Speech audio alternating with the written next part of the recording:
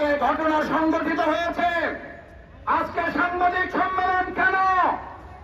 আমরা সেই দলের কাছে জানতে চাই, 9 তারিখে আপনার নেতা কর্মী হত্যা হয়েছে, আপনার তো সেদিন সাংবাদিক সম্মেলন করে জনগণের কাছে আপনার ঘটনা উপস্থাপন করার কথা ছিল।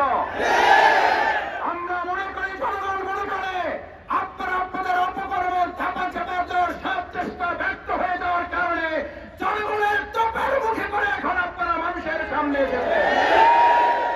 আমার ভাইয়েরা, আরেকটা কথা বলে শেষ করতে চাই। পৃথিবীর ইতিহাসের সম্ভবত এটা বিরল ঘটনা। মানুষ আন্দোলন করে সরকারের বিরুদ্ধে, আর আমাদের দেশের মানুষ এখন একটা দল ক্ষমতায় আসতে পারে এই আতঙ্কে তাদের বিরুদ্ধে এখন এই পতনের আন্দোলন শুরু করেছে। এটা পৃথিবীর ইতিহাসে কোথাও পাওয়া যাবে না। আপনারা গিনিস বুকে আপনাদের নাম লিখে ফেলেছেন। আপনারা বড় দলের বড় জায়গায় পৌঁছে গিয়েছেন।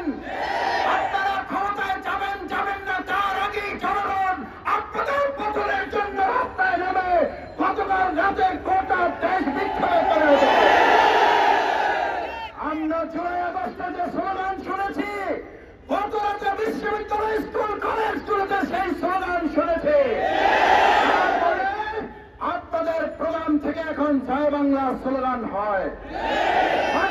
জনগণ আপনাদের বিরুদ্ধে মুখ খুলে ছাত্র জনতা আবার আরেকটা 5ই আগস্টের জন্য প্রস্তুতি গ্রহণ করছে।